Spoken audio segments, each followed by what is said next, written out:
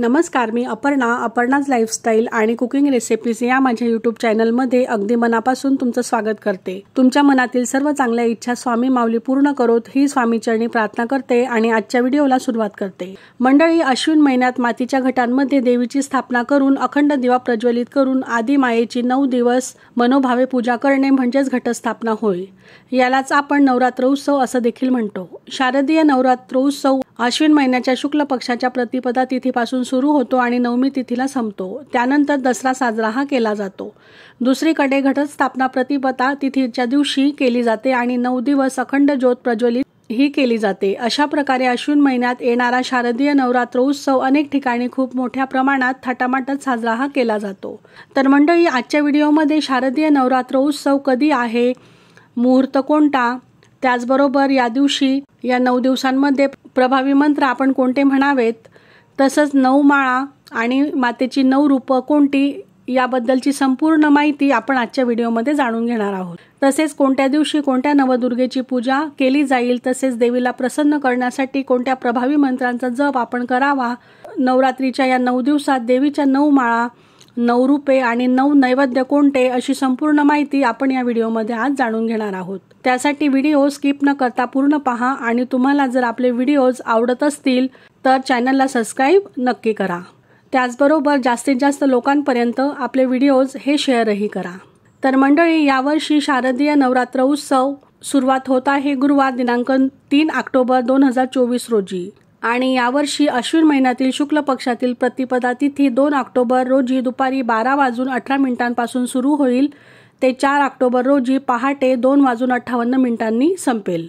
उदय तिथीनुसार शारदीय नवरात्रोत्सव 3 ऑक्टोबर पासून सुरू होईल। तर 3 ऑक्टोबर पासून सुरू होणाऱ्या घटस्थापनेसाठी यावर्षी 2 शुभ मुहूर्त हे असतील।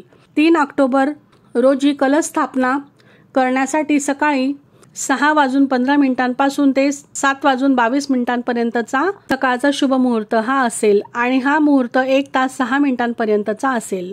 आणि ज्यांना एवढ्या सकाळी घटस्थापना करायला जमणार नसेल त्यांच्यासाठी अजून एक अभिजित मुहूर्तही आहे। हा मुहूर्त सकाळी 11:46 पासून ते दुपारी 12:33 असेल। म्हणजेच तुम्हाला दुपारी हा अभिजित मुहूर्त देखील मिळेल। यावेळेत तुम्ही घटस्थापनाही करू शकतात।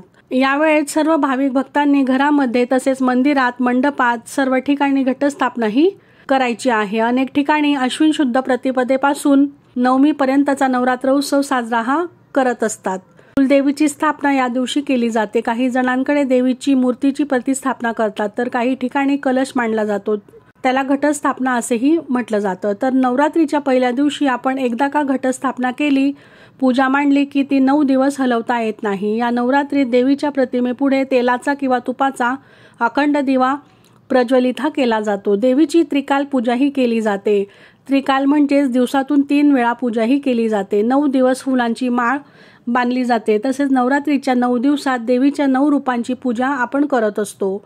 अशा प्रकारे 9 दिवस देवीची मनोभावे पूजा आपण करतो। असे केल्याने देवीची सदैव आपल्या कुटुंबावर कृपा राहते। शारदीय नवरात्रीत माँ दुर्गेच्या 9 रूपांची पूजा केल्याने साधकाला सुख, समृद्धी, धनधान्य हे प्राप्त होतं। तसेच जीवनातील सर्व संकटे ही दूर होतात। तसेच नवरात्रीच्या या 9 दिवसात देवी दुर्गेला प्रसन्न करण्यासाठी प्रभावी मंत्रांचा जपही आपण करू शकतो। असं केल्याने देवी आपल्यावर प्रसन्न होईल व अनेकोत्तम आशीर्वाद आपल्याला प्रदान करतील। तर कोणत्याही प्रकारे अवघड मोठे मंत्र न म्हणता अतिशय साधे सोपे मंत्र म्हणून देखील आपण देवी मातेला प्रसन्न हे करू शकतो। त्यातला पहिला मंत्र म्हणजे सर्व मंगल मांगल्ये शिवे सर्वार्थ साधिके शरण्ये त्र्यंबके गौरी नारायणी नमोस्तुते। हा मंत्र आपल्या सर्वांनाच ज्ञात आहे आणि हा आपण म्हणतही असतो। अतिशय साधा सोपा मंत्र आहे। किंवा मग दुसरा मंत्र आहे, या देवी सर्व भूतेषु शक्ती रूपेण संस्थिता नमस्तस्ये नमस्तस्ये नमस्तस्ये नमो नमः। हा देखील मंत्र आपण म्हणू शकतो। हे दोन्हीही मंत्र अतिशय म्हणायला साधे आणि सोपे आहेत। या मंत्रांचा जप या नवरात्रीच्या 9 दिवसात आपण नक्कीच करावा। यामुळे माँ दुर्गेची आपल्यावर नक्कीच कृपाही राहील। तर नवरात्रीच्या पहिल्या दिवशी शैलपुत्रीची पूजाही केली जाते। देवी दुर्गेने पार्वती मातेचे स्वरूप घेत हिमालयात जन्म घेतला। यामुळे देवीचे नाव शैलपुत्री पडले होते। तर या दिवशी देवीला शुद्ध तुपातील पदार्थांचा नैवेद्य आपण दाखवायचा आहे आणि पहिली माळ शेवंती सोनचाफा सारख्या पिवळ्या फुलांची आपल्याला चढवायची आहे. नवरात्रीच्या दुसऱ्या दिवशी देवी ब्रह्मचारिणीची पूजाही केली जाते आणि पूजा केल्याने आयुष्यात यश आणि सिद्धी प्राप्त होते असं मानले जाते. देवी ब्रह्मचारिणीचे अविवाहित रूप हे आहे. या देवीच्या पूजेनंतर साखरेच्या नैवेद्य किंवा साखरेपासून बनवलेल्या पदार्थाचा नैवेद्य आपण दाखवायचा आहे. घरातील सर्व सदस्यांना दीर्घायुष्य लाभावं या दिवशी अनंत, मोगरा, चमेली किंवा तगर यासारख्या पांढऱ्या फुलांची माळ आपण देवीला अर्पण करायची आहे. नवरात्रीच्या तिसऱ्या दिवशी चंद्रघंटा देवीची पूजा केली जाईल. या देवीला गाईच्या दुधाच्या नैवेद्य अतिशय प्रिय आहे. शिवाय दुधापासून बनवलेले पदार्थही आपण अर्पण हे करू शकतो. यामुळे आपल्या आयुष्यातील दुःख दूर होते आणि या दिवशी आपल्याला निळी फुलं, त्यामध्ये गोकुळणीची फुलं तसेच कृष्ण कमळाच्या फुलांची माळही आपण देवीला अर्पणही करावी. नवरात्रीच्या चौथ्या दिवशी दुर्गा देवीचे रूप देवी कुष्मांडाची पूजा केली जाईल. देवी कुष्मांडाची पूजा केल्याने आपल्या जीवनातील कष्ट दूर होतात असे मानले जाते. देवी कुष्मांडाला सिद्धीची देवी म्हटलं जातं. या देवीला मालपुवा अतिशय प्रिय आहे. त्यामुळे स्वादिष्ट मालपुव्याचं नैवेद्य आवर्जून आपण या दिवशी अर्पण करावा. त्यानंतर ते गरजूंमध्ये आपण वाटावं किंवा तुम्ही लहान मुलांनाही तो प्रसाद खायला देऊ शकतात. यामुळे आपल्या मनातील सर्व इच्छा पूर्ण होतात. आणि या दिवशी केशरी अथवा भगवी फुलं, त्यामध्ये अबोली, तरडा, अशोका यांची माळ आपण देवीला अर्पणही करायची आहे. त्यानंतर नवरात्रीचा 5वा दिवस हे त्या दिवशी स्कंद मातेची पूजा ही केली जाईल. ही देवी भगवान कार्तिकेयची माता आहे. दुर्गा देवीच्या स्वरूपाने आनंद, समृद्धी आणि मोक्ष प्राप्ती होते असे मानले जाते. देवी स्कंद मातेला केळ्यांचा नैवेद्य दाखवला जातो. शारीरिक आरोग्य नेहमी चांगले राहावे त्यासाठी मातेची आपण मनोभावे पूजाही या दिवशी करायची आहे. तर या दिवशी माळ, बेल किंवा कुंकवाची वाहतात. त्यानंतर नवरात्रीच्या 6व्या दिवशी देवी कांतायनीची पूजाही केली जाईल. देवी कांतायनी वाघावर स्वार असून तिच्या हातात तलवार धारण केलेली दिसते. देवी कांतायनीची पूजा केल्याने आरोग्य संबंधी सर्व प्रकारच्या समस्या दूर होतात. त्याचबरोबर मनातील भीतीही दूर होते. आपल्या आयुष्यातील सर्व प्रकारची नकारात्मक ऊर्जा दूर होते आणि या देवीला मध किंवा मधापासून बनवलेले पदार्थ अतिशय प्रिय आहेत. ते आपण नैवेद्यामध्ये आवर्जून अर्पण करावे. या दिवशी कर्दळीच्या फुलांची माळ अर्पणही केली जाते. त्यानंतर नवरात्रीच्या 7व्या दिवशी देवी कालरात्रीची पूजा केली जाते. या दिवशी देवीची पूजा केल्याने आयुष्यातील आर्थिक कष्ट आणि नकारात्मक ऊर्जा दूर होतात असं सांगितलं जातं. पूजेनंतर देवीला गुळाचा किंवा गुळापासून बनवलेल्या पदार्थांचा नैवेद्य हा आपण दाखवावा. त्यामुळे येणारे संकट दूर होतात. रोगराईपासूनही आपल्याला मुक्ती मिळते आणि कुटुंबात आनंदाचे वातावरण प्रस्थापित होण्यास मदत होते.